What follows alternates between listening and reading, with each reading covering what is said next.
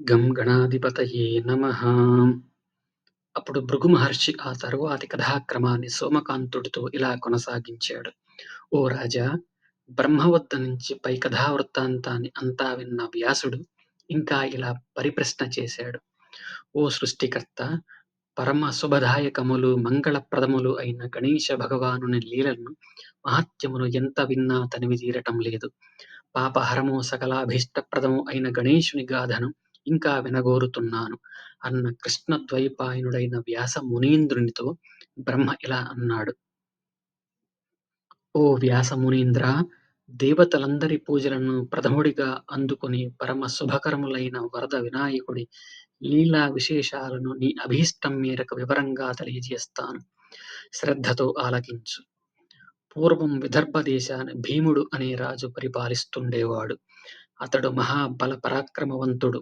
అనేక మంది రాజులను తన శౌర్య పరాక్రమముల చేత వశం చేసుకొని, వారిని సామంతులుగా చేసి, వారు చెల్లించే కప్పం స్వీకరిస్తూ, కౌండిన్య అనే పేరుగల నగరాన్ని రాజధానిగా చేసుకొని పాలించేవాడు. ఆ రాజుకు బ్రహ్మాండమైన సైన్యం సర్వసన్నద్ధమై ఉండేది.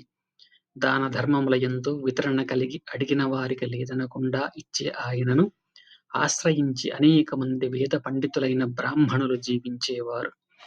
ఆ రాజుకు చారుహాసిని అన్న పేరుగల సకల సౌందర్య సద్గుణ శోభితురాలు మహాపతివ్రతాయైన భార్య ఉండేది.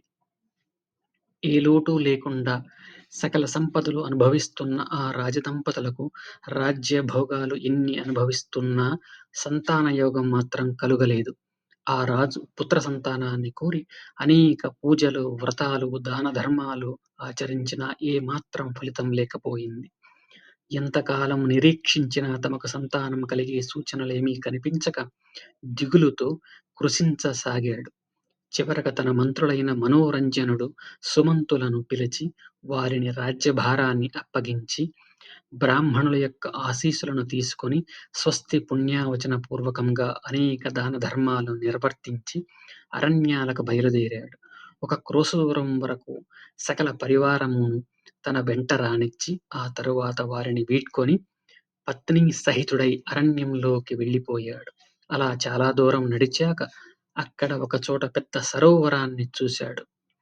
రమణీయంగా ఉన్న ఆ ప్రకృతి సోయగం ఎంతో నయనానందకరంగా, ఆహ్లాదజనకంగా ఉండటమూ, ఆ సరస్సుకు సమీపంలోని ఒక ఋషి యొక్క ఆశ్రమం ఉండటాన్ని చూచాడు. రాజు ఆ ఆశ్రమంలోనికి ప్రవేశించి దర్భాసనంపై ఆసీనుడై శిష్యగణములు వేదాధ్యయనం చేస్తుండగా దివ్య తేజస్సుతో వెలుగొందుతున్న విశ్వామిత్ర మహర్షిని దర్శించాడు. భయ వినయాలతో ఆ మహర్షి పాదాలకు సాష్టాంగ నమస్కారం ఆచరించి ఆ దంపతులు ఎదుట నిలిచారు. ఆ మహర్షి భూత భవిష్యత్ వర్తమానములు అన్నీ తెలిసిన త్రికాలజ్ఞుడు, సర్వజ్ఞుడై ఉన్నప్పటికీ ఏమీ తెలియని వానిలాగా ఆ రాజునిలా ఆశీర్వదించాడు. శుభమస్తు. సద్గుణ సంపన్నుడైన సత్పుత్రుడు నీకు చిరకాలంలో కలుగగలడు. నీవెవరో, నీ యొక్క వివరాలను నాకు తెలియజేయి. నీవెక్కడి నుండి వస్తున్నావు? నీ నివాసమెక్కడ? ఎందుకని ఇలా అరణ్యంలో సంచరిస్తున్నావు? ఈ వివరాలు ముందు నాకు చెప్పు. నీ బాధ నివారణకు, పాప నాశనములకు మార్గం తెలుపుతాను అంటూ మందహాసం చేశాడు.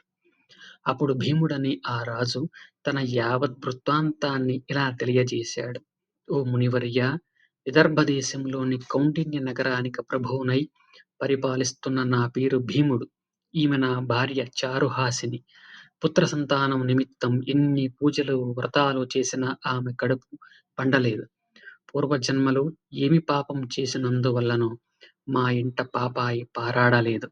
ఆ చింత మమ్మల్ని ఎంతగానో కృంగదీసింది. అందుకని విరక్తులమై రాజ్యాన్ని వీడి అరణ్యాలలో తిరుగుతూ మీ ఆశ్రమానికి రావటం జరిగింది. మహా మహిమాన్వితమైన మహాత్ముల దర్శనం అనంత ఫలప్రదము.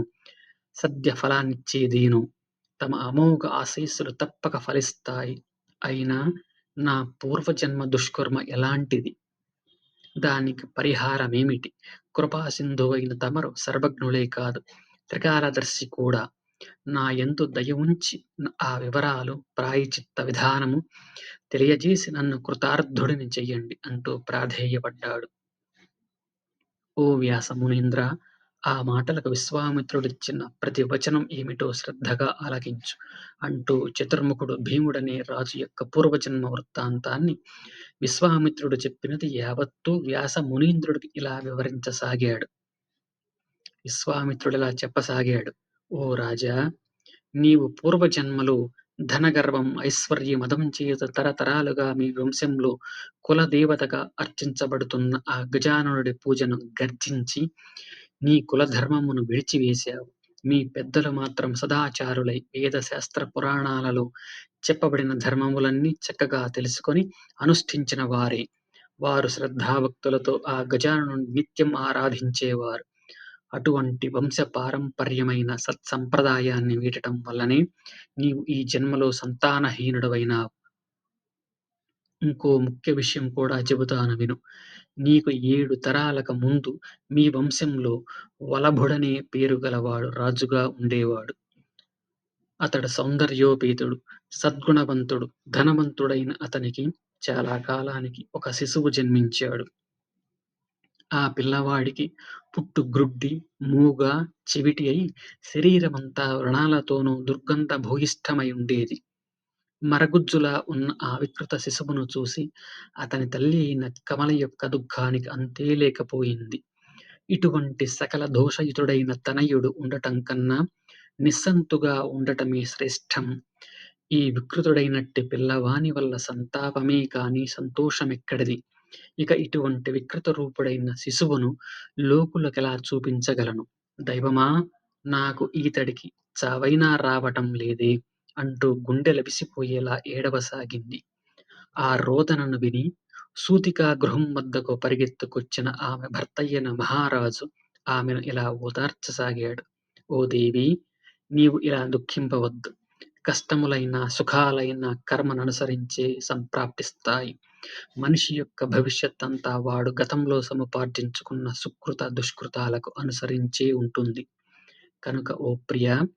నీవు ఈ పిల్లవాడి గురించి దుఃఖించవద్దు. వీడి దుష్కర్మ అనుభవించటం పూర్తవగానే వీడు సంపూర్ణ ఆరోగ్యవంతుడు కాగలడు. దుష్కర్మ నివారణకై చేయవలసిన దేవతా పూజలు, తీర్థయాత్రలు, చెయ్యవలసిన మంత్రానుష్ఠానము, వాడవలసిన ఔషధాలను వాడి మన ప్రయత్నం మనం శక్తివంచన లేకుండా చేద్దాం. కనుక ఓ దేవి! ఈ శిశువుకు ప్రస్తుతం చెయ్యవలసిన పరిచర్యలన్నీ చెయ్యి. ఇలా భర్త చేత సముదాయించబడిన ఆ రాణి దుఃఖాన్ని అణచుకొని ఇష్టసఖులతో కూడి ఆ బాలుడికి స్నానాదికాలు చేయించి శుభ్రపరిచింది. ఆ రాజు కూడా శిశువు పుట్టినప్పుడు చెయ్యవలసిన జాతక కర్మను నిర్వర్తించి బ్రాహ్మణులందరికీ భూరి దాన ధర్మాలిచ్చి పూజించి ఆ భూసురుల ఆశీస్సులను పొందాడు. ఇది శ్రీ గణేశ పురాణం ఉపాసనా ఖండంలోని కమలాపుత్ర వర్ణనం అనే 19వ అధ్యాయం సంపూర్ణం.